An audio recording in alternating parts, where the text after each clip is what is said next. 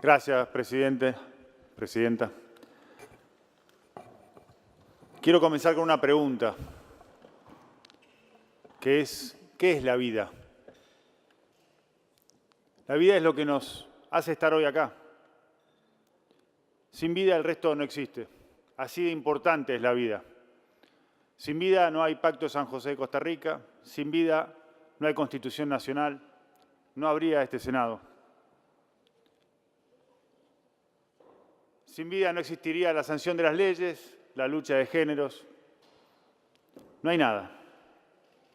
La vida es un prerequisito para todo. Y este debate moviliza tanto porque estamos hablando de la vida, de su inicio, de su valor, de los derechos que la vida trae consigo. Y frente a ese debate tenemos dos alternativas. Podemos construir debatiendo o destruir discutiendo. Podemos construir desde el debate tolerante o destruir, disputando sin escuchar. Y este Congreso le da marco a ese debate. Y me parece importante en estos debates tender el puente, a escuchar al otro, reconocer la diferencia, tratar de comprenderla, aprender de esa diferencia.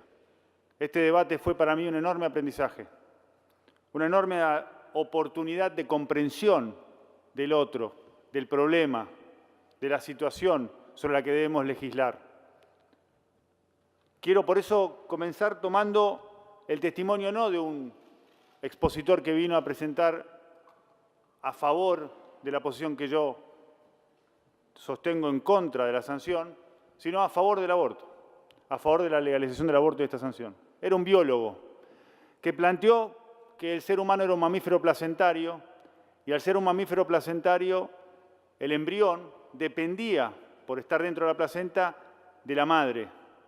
Era indivisible, inclusive mencionó que había células del embrión que circulaban por la sangre de la madre.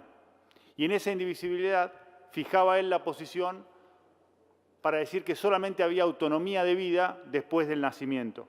Y nos planteaba que todo el resto de los pensamientos e ideas que tuviéramos sobre ese proceso eran convenciones, a las que habíamos llegado a partir de convicciones religiosas, sociales, ideológicas, y que para legislar correctamente debíamos dejar de lado esas convenciones. Y eso me llevó a la reflexión, porque creo que son esas convenciones las que nos diferenció a los seres humanos del resto de los mamíferos placentarios. Son esas convenciones las que nos llevaron a ser, a pesar de compartir un 99% de nuestro ADN con los chimpancés, a no resolver las disputas como los chimpancés. No nos matamos ni nos canibalizamos. Tenemos un cuerpo como este Senado, que es una convención. Son esas convenciones las que nos diferenciaron del resto de los seres vivos en este planeta Tierra. Esas convenciones que nos permitieron construir una sociedad que progresó. Convenciones basadas en la compasión, en el reconocimiento y en el amor por el otro. Son esas convenciones las que nos hacen estar hoy acá debatiendo, tratando de buscar si hay o no que cambiar alguna de esas convenciones. Esas convenciones están basadas en convicciones, en principios, en ideas.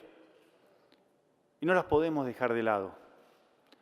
Y empobrece a nuestro Senado que haya senadores que nos hayan pedido a lo largo de este debate que algunos de nosotros dejáramos de lado nuestros principios y nuestras convicciones. Porque entonces las convenciones que construimos no respetan las diferencias. Y son justamente las diferencias las que fortalecen las convenciones. Yo no le pido a alguien que tiene una ideología peronista que la deje antes de ingresar acá, aunque sea un tema de justicia social lo que vamos a discutir. Porque debatir con su ideología me enriquece a mí. Este Senado se enriquece en la diversidad. Y esas convenciones, esos principios y esas convicciones son parte integral de nuestra democracia. Respetarlas fortalece nuestra democracia. Respetar esa diferencia fortalece nuestra democracia, pero también encontrar los puntos en común. Porque finalmente, entre dos principios como el ama a tu prójimo como a ti mismo y el para un argentino no hay nada mejor que otro argentino, no hay tanta distancia, Presidenta. La discusión es si en ese vientre materno hay un prójimo a quien amar o un argentino a quien defender. Si nos ponemos de acuerdo en que allí hay un prójimo a quien tenemos que amar y un argentino a quien tenemos que integrar a la comunidad desde la concepción. Nosotros, por supuesto que creemos que es así. Lo hacemos reconociendo una realidad. Reconocemos la realidad que planteó el senador, miembro informante del proyecto de la media sanción. No desconocemos la realidad. Sabemos que hay mujeres que toman la trágica decisión de ir a un aborto. Creen que es un desafío que no pueden superar. Una situación que es más grande que ellas mismas. O una molestia, un estorbo en su proyecto de vida. Pero eso no es un fracaso de esa mujer. Es un fracaso de nuestra sociedad. Es un fracaso de cada uno de nosotros que haya mujeres que lleguen a esa decisión. Porque la maternidad no debería ser un problema. Deberíamos reconocer ese fracaso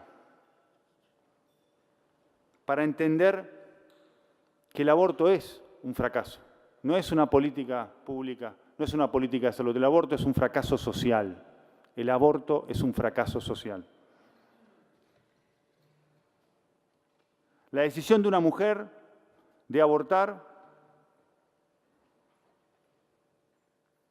que todos consensuamos, como hemos dicho, creo que es uno de los consensos más amplios que hemos tenido, es una decisión trágica, debe ser el foco de este debate. ¿Cómo evitamos que una mujer llegue a esa situación? Y allí, sin diferenciar entre verdes y celestes, deberíamos trabajar en conjunto para encontrar los caminos, las políticas públicas que han demostrado en el mundo. Lo reconoció el mismo ministro Rubinstein aquí, frente a una pregunta que le hice, que hay políticas específicas que no son la legalización, que reducen los abortos en los países desarrollados que tanto se mencionan en este debate,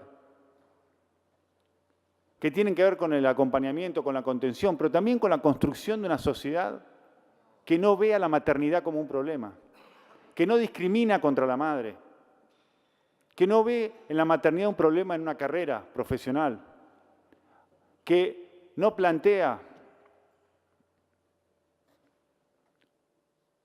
una discriminación de esa maternidad que es la garantía de futuro que tenemos. Sin maternidad no tenemos futuro. Y este proyecto de ley, que es malo, no apunta a reducir el aborto, no apunta a reducir esa tragedia. La legaliza, legaliza el fracaso. Eso es lo que hace este proyecto de ley, legalizar un fracaso. Yo quiero creer que si entendemos todos que es, como dijo recién la senadora Durango, que el aborto deja huella, que deja dolor, no puedo creer que la solución sea que lo hagamos en una condición mejor, que iluminar algo oscuro va a hacerlo menos trágico. No, no es así. No vamos a hacer menos trágico el aborto porque se haga en un quirófano. Va a ser igual de trágico y va a dejar el mismo dolor. Aspiremos a más. No nos resignemos. No me resigno a que el aborto es la única solución, que siempre va a haber aborto. Y no deberíamos hacerlo como legisladores, porque hay muchas tragedias en la Argentina. Y el camino a resolverlas no es iluminarlas, no es darles un lugar donde puedan ocurrir sin problema. El camino a resolverlas es trabajar en conjunto como sociedad para que se terminen las tragedias, para que no haya abortos en la Argentina. Ese es el objetivo. Eso es aspirar a más. Somos dirigentes de este país. Nos están mirando.